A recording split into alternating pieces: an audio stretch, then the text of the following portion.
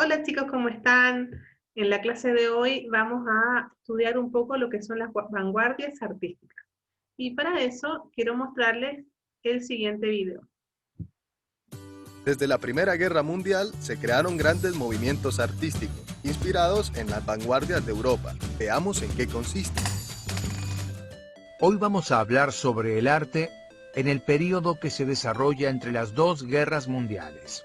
La Primera Guerra Mundial, que se produjo entre 1914 y 1918, y la Segunda entre 1939 y 1945.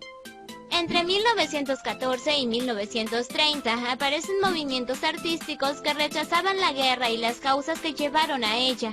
Reconocen en el imperialismo la causa de la guerra que costó millones de vidas. Se conocen como vanguardia histórica. Muy bien. Además, expresan el sinsentido de una sociedad que sacrifica vidas humanas por poder y dinero.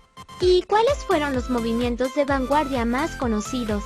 Fueron el expresionismo, el futurismo, el cubismo, el dadaísmo y el surrealismo. Cada uno de estos movimientos tiene características específicas, aunque todos comparten el rechazo al sistema de valores que llevó a la guerra, tanto en los temas de sus obras como en la forma en que se los expresa. ¿Y dónde se dieron esos movimientos? No se dieron solo en Europa. Los movimientos de vanguardia también se desarrollaron en Latinoamérica. En Argentina hubo dos grupos de vanguardia que surgen alrededor de 1920, Florida y Boedo. Y también en Latinoamérica hay representantes de movimientos de vanguardia como César Vallejo y Vicente Huidobro. ¿Estás prestando atención al video? Entonces intenta responder esta pregunta. Te daré la respuesta cerca al final. Lu, ¿vas a ir a la visita del Museo de Arte de Vanguardia con la escuela? Yo estoy muy entusiasmado y me puse a buscar en internet y en algunas enciclopedias información sobre las vanguardias. Claro que iré. Sabes que me interesa mucho el arte. Lu, veamos si encontramos algo de la vanguardia en la plástica. Sí, yo busqué en internet algo de información.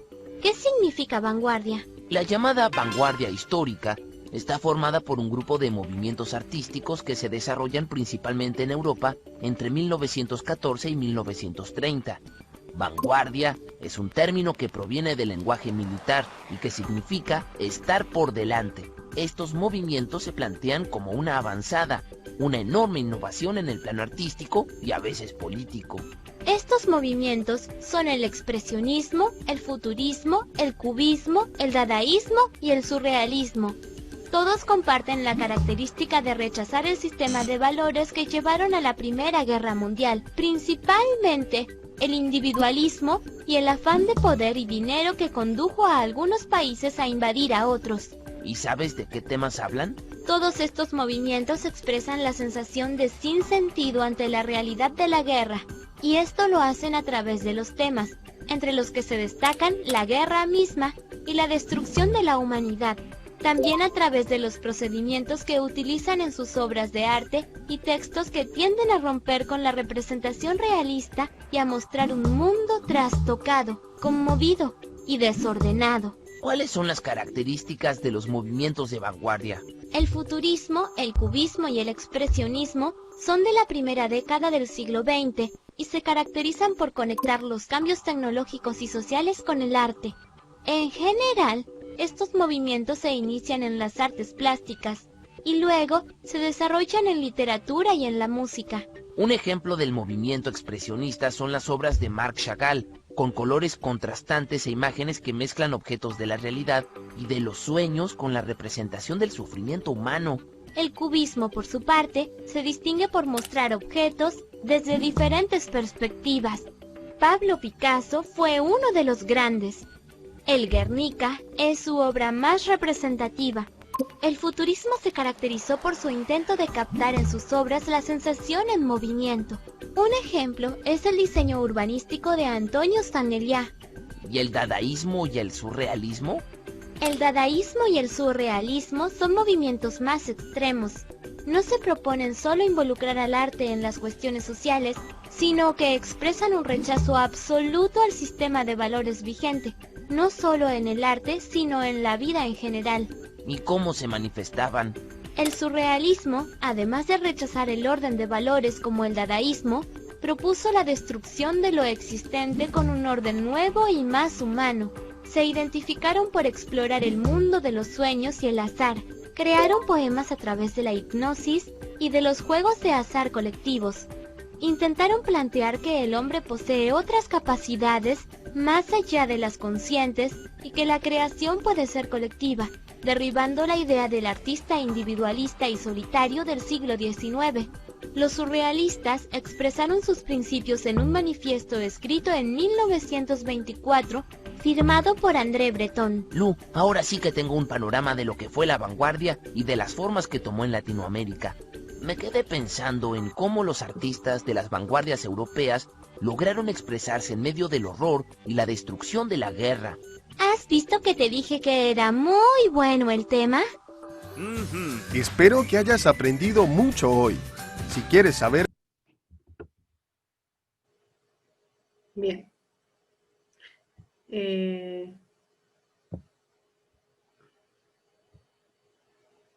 Creo que sigo grabando. Sí. Bueno, la clase, entonces, voy a trabajarla desde la vanguardia. Este video, si ustedes se dan cuenta aquí, se llama ¿Qué son las vanguardias? Y del canal Aula 365. Está muy bueno, hay muchos temas ahí. Entonces, entendiendo que las vanguardias son varios movimientos artísticos que fueron respuesta a un contexto social que estaba viviendo el mundo, y sobre todo Europa, porque la mayoría son artistas europeos, que después vienen e influencian a los artistas latinoamericanos, como explicaba anteriormente el video. Me gustaría que viéramos un poco lo que es el surrealismo, que es uno de estos movimientos. André Breton fue el gurú del surrealismo, él fue quien lo inicia. Era un poeta, y al perder fuelle el movimiento del dadaísmo, decidió que había que continuarlo mediante una base teórica sólida. Entonces, André Breton fue el que ideó el surrealismo. Y él basa su principio o la idea de que hay una realidad extraña que está oculta detrás de la locura. André Breton quería, con esa locura como herramienta, unir eso de Rimbaud, de cambiar la vida, con eso de Marx, de transformar el mundo. Así nace el surrealismo, que según su líder se basa en la creencia en la realidad superior de ciertas formas de asociación diseñadas, desdeñadas hasta la aparición del mismo, y en este libre ejercicio del pensamiento. Tiende a destruir definitivamente todos los restantes mecanismos psíquicos y sustituirlos en la resolución de los principales problemas de la vida. En fin, ¿qué quiere decir esto? André Breton toma ideas de Marx y de Rimbaud y pretende que a nivel subconsciente, si nosotros sacáramos todo eso, podemos llegar a reemplazar la realidad con la que estamos viviendo. En este principio, esta vanguardia, aún viva hoy en día, quería incorporar los conceptos psicoanalíticos de Sigmund Freud. Sigmund Freud fue el psicólogo que abre paso al psicoanálisis. El psicoanálisis habla de todo lo que está oculto en nuestro subconsciente. Entonces, el surrealismo toma eso de Freud, de que todos nosotros tenemos algo dentro de nuestra mente subconsciente que está oculta, y lo sacamos a través de distintos mecanismos. Entonces, de cierta manera, el surrealismo saca todo eso que está escondido dentro nuestro y lo hace relucir. Por ello, los surrealistas empezaron a dejar al subconsciente trabajar, ya fuera mediante la escritura o pintura automática, por plasmar sueños, por regresar a la infancia, en definitiva, por ser libre y espontáneo. Acceder al subconsciente significaba mostrar pensamientos y deseos, plasmar imágenes chocantes para exponer la depravación del ser humano, disfrazado de civilizado por la sociedad burguesa. ¿Qué es lo que motiva al grupo surrealista y en realidad a todos los vanguardistas? Fue ver esto que estaba pasando en el mundo de la guerra. ver tanto sufrimiento que dijeron, no puede ser que todo sea tan malo. Entonces intentan como callar un poco ese ruido de afuera y volver para adentro, de manera que de cierta forma anular el dolor que les provoca ver lo que están viviendo afuera. El surrealismo en el arte. En sus comienzos el surrealismo era un proyecto esencialmente literario, pero poco a poco fue infectando las demás disciplinas artísticas, pintura, escultura, fotografía, cine. Como eso del subconsciente es algo tremendamente personal, no hay un estilo surrealista. Cada autor lo vivía de una manera, pero podemos distinguir en líneas generales dos formas de arte surrealista: la automática o la naturalista. La automática es espontánea y fluida con universos figurativos propios, y la naturalista muestra una figuración a veces hiperrealista del mundo, de los sueños o del inconsciente. La automática, por ejemplo, es callar un poco la orden consciente de la mente y empezar a pintar lo que se te ocurra. Saco recortes de revista, pego, así, de la manera en que me nazca en el momento. Y lo naturalista vendría a ser, por ejemplo, cuando pintamos los sueños. Tuve un sueño, soñé que volaba arriba de un rinoceronte. Bueno, eso lo pinto. Entonces ahí está hablando de lo naturalista. El arte surrealista suele ser incongruente, onírico. Incongruente significa que no tiene congruencia, no tiene por qué ser coherente. Onírico crees que viene del mundo de los sueños, y es original porque es único. Cada persona tiene su propio mundo interno, en el sentido que el artista muestra su faceta más individual, aunque es curioso, pues el arte surrealista tiene algo de universal, que todos podemos entender. Hasta los niños pueden captar algo, si es surrealista o no. Esto es muy lindo porque el arte surrealista de cierta manera es tan figurativo que todos podemos entender a lo mejor que eso es un animal, que eso es una montaña, una casa, y también dentro de nuestra mente todos podemos entender que eso quizás no es real, pero en el mundo de la imaginación existe también. Con el movimiento ya establecido en los años 30, y con los más extraordinarios artistas apoyándolo, Breton se convirtió en una especie de papa. Tan celoso era de la pureza de su teoría que realizaría purgas a todo aquel que cuestionara sus postulados. Bueno, por ahí algunos artistas y pensadores se vuelven muy como creyentes de su propia filosofía, y eso un poco le pasó a Breton. Bien, toda esta información la estoy sacando de acá, la página historiaarte.com, que nosotros ya la hemos visto otras veces, ¿verdad? Algunos artistas del surrealismo: Max Ryden, Marc Chagall, Leonora Carrington, Victor Bauer, en fin, hay varios acá. Y yo les quiero mostrar una obra de René Magritte, que fue pintor surrealista, que se llama Castillo de los Pirineos, un paisaje surrealista con una gravedad particular. Esta es la obra, es un castillo pintado arriba de una gran roca. Autor René Magritte. Él es belga, nació en Bélgica en 1959. Una roca flotando sobre el océano. La piedra es ligera dentro de su condición pesada. Es otra de las clásicas contradicciones que tanto le gustaban al surrealista belga, siempre dándole vueltas a las imágenes y conceptos imposibles, situándonos en un lugar entre lo real o lo irreal. Entonces, lo primero que nosotros vemos acá es una roca flotando, o sea, completamente antigravitacional, imposible, pero en la imagen existe. Tenemos que pensar también que estos movimientos parten justo cuando estaba inventándose la cámara fotográfica, un poquito después. Entonces, estas cosas eran imposibles, no existía Photoshop, no existía nada que tecnológicamente pudiera hacer esto. Entonces, estas imágenes surrealistas solamente eran posibles si alguien las dibujaba o las pintaba. Magritte no se cansa nunca de indagar en los misterios de las cosas, alterando un poco reglas inmutables del pensamiento occidental, como en este caso son las leyes de gravedad.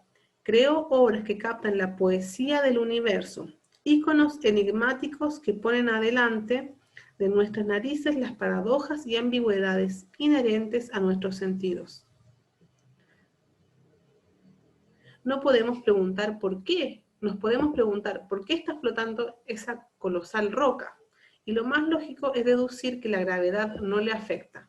Pero si esto es así, nos tenemos que preguntar cuál es el objetivo de la gravedad. Sabiendo esto, a lo mejor es más lógico que flote un objeto, que exista una poderosa fuerza invisible que todo lo atrae sin motivo aparente. Sea como sea, el título del cuadro viene de la expresión francesa, faire des châteaux, que significa, que equivaldría a construir castillos en el aire. Es decir, una idea imposible de alcanzar. Entonces, si ustedes se dan cuenta, la imagen tiene un simbolismo que si nosotros empezamos como a desmenuzarlo, podemos encontrarlo. Tenemos un castillo sobre una roca flotando. La idea imposible de alcanzar. Cuando decimos, estás construyendo castillos en el aire, ¿verdad? Algo que no tiene resistencia, es como algo loco. Bueno. Entonces, en esta página, si ustedes entran, tenemos esta obra y podemos acá acceder a ver a quién fue René Magritte. Magritte fue este artista belga, surrealista, y bueno, él fue un surrealista muy conceptual, interesado en la ambigüedad de las imágenes, de las palabras, y en investigar la extraña relación entre lo pintado y lo real. Para ello explora lo que hay mágico en el cotidiano.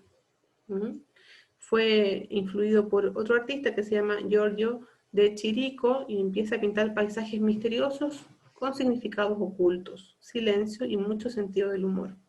Hay otra obra que es muy famosa, varias obras que son muy famosas en realidad, pero está esta, que es Los Amantes, que son dos personas que se están dando un beso. Esos velos húmedos aluden al suicidio de su madre ahogada en el río. Los Amantes. Aquí ustedes pueden leer. Yo les quiero mostrar un poco cómo funciona la página, porque es muy lindo cómo este sitio web como que nos permite ir navegando en distintos artistas. Después, por ejemplo, este otro cuadro de René Magritte que se llama El falso espejo. El falso espejo que estoy viendo. Puede que el único recurso que haya encontrado el pintor belga para hacerle frente a la muerte de su madre fue el arte. Y no es curioso que dentro de todas las corrientes artísticas a las que incursionó se haya destacado en el surrealismo, donde el inconsciente y los sueños tienen un papel de suma importancia.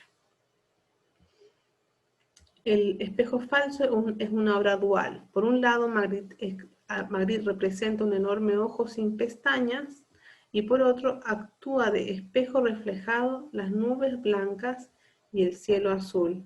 De esta forma se nos presenta una ventana al mundo real. Asimismo, el ojo observa fijamente al espectador, de modo que puede llegar a resultar hipnotizante. Entonces, imagínense que es como que uno esté mirando el cielo y en nuestros ojos se refleja el cielo que yo estoy mirando. Entonces es como un efecto doble. El espectador es observado, pero también observa.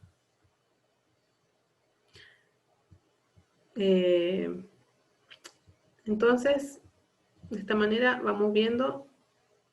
Acá puedo volver, por ejemplo, al surrealismo otra vez, y podemos ver a otro artista. Podemos ver a Mark Ryden, que él es más contemporáneo y tiene unas obras que son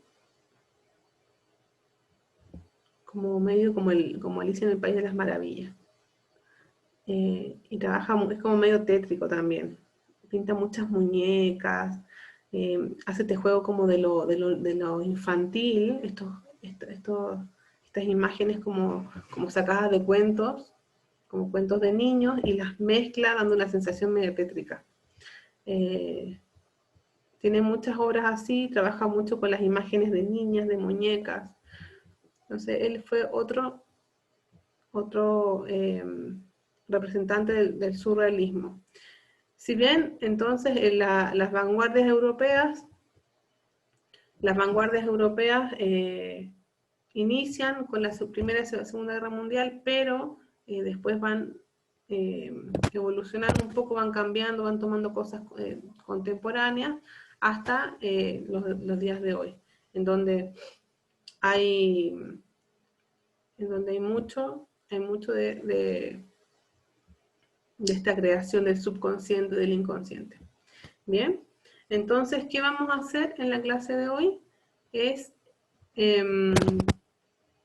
vamos a averiguar, a investigar artistas del surrealismo. Ustedes van a buscar artistas, algún artista del surrealismo, y van a elegir 3 obras que a ustedes les guste, y me van a hablar un poquito de ellas. Bueno, sencillo, pero es una actividad de investigación. Así que eso, les dejo acá la página, historiaarte.com, para que ustedes puedan entrar acá y realizar la actividad. Nos vemos la próxima semana.